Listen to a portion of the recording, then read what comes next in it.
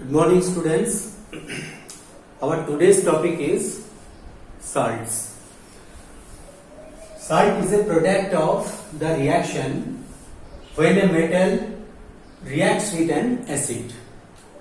जब कोई एक मेटल कोई एक एसिड के साथ रिएक्शन करते हैं, उसमें हाइड्रोजन के अलावा जो प्रोडक्ट बनता है उस प्रोडक्ट को कहते हैं साल्ट। जैसे यहाँ पे एग्जांपल के तौर पर मैंने लिए हैं सोडियम और हाइड्रोक्लोरिक एसिड। ये दोनों जब रिएक्शन करते हैं, इसमें हम देख रहे हैं सोडियम क्लोराइड और हाइड्रोजन बनता है।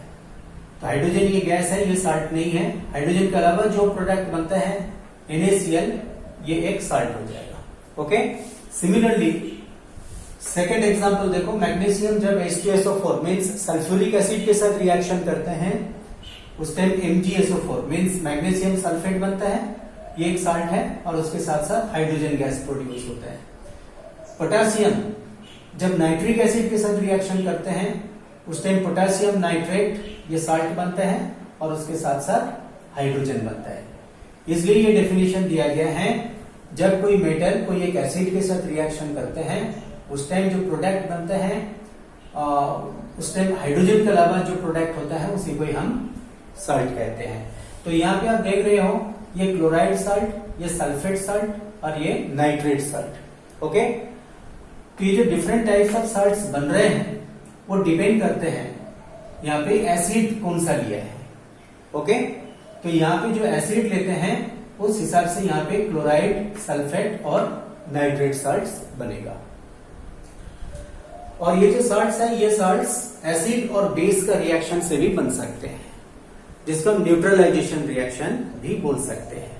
That means salt may also be a product of neutralization reaction. यहाँ पे एग्जांपल दिए हैं NaOH और HCl मीन्स सोडियम हाइड्रोक्साइड, ये एक बेस है, और HCl हाइड्रोक्लोरिक एसिड है ये। तो ये दोनों जब आपस में रिएक्शन करेगा, उसमें NaCl और वाटर बनेगा। तो वाटर के अलावा यहाँ पे जो प्रोडक्ट बनता है उस प्रोडक्ट को हम सॉल्ट कहते हैं। Okay, come to the next topic, family of salts.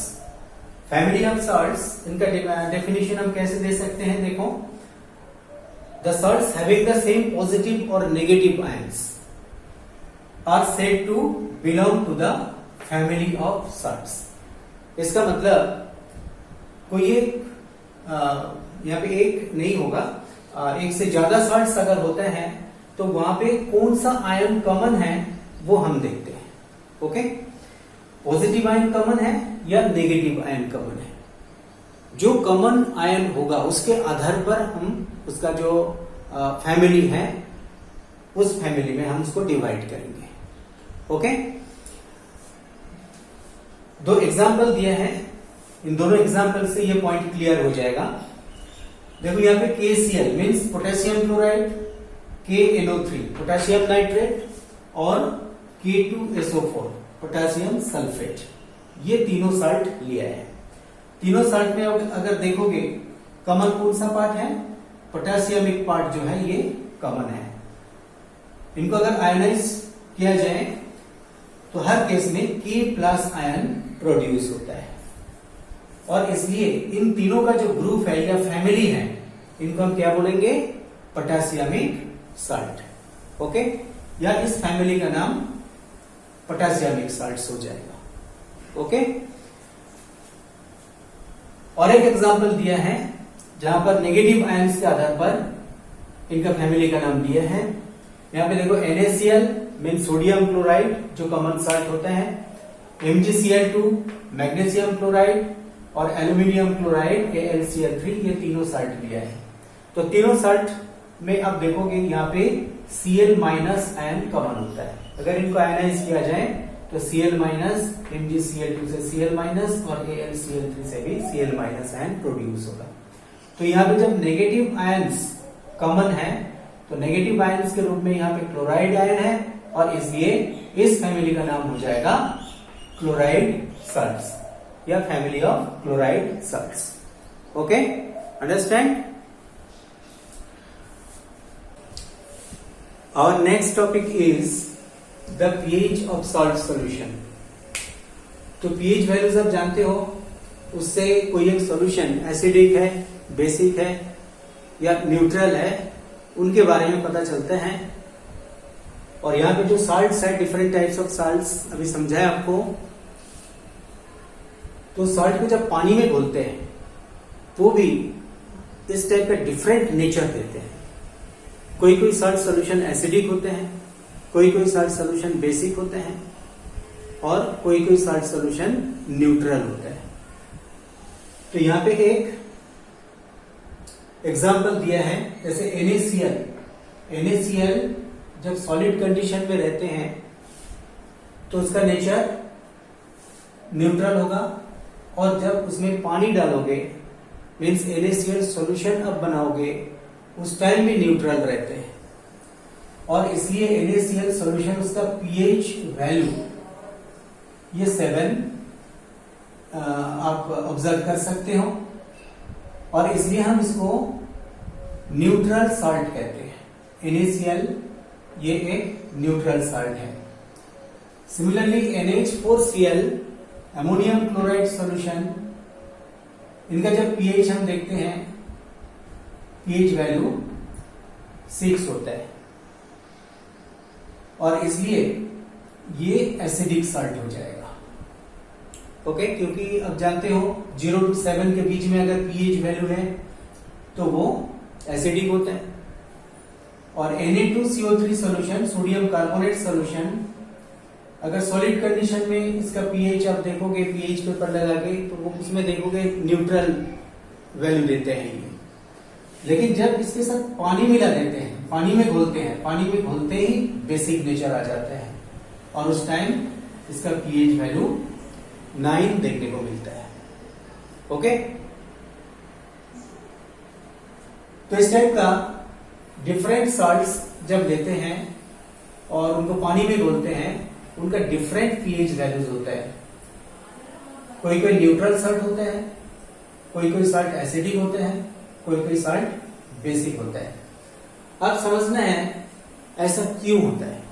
एक क्वेश्चन बार बार पूछा जाता है एग्जाम में, तो सोडियम कार्बोनेट जब सॉलिड होता है तब तो न्यूट्रल होता है, लेकिन सोडियम कार्बोनेट के साथ अगर हम पानी मिलाएं तो वो बेसिक क्यों होता है।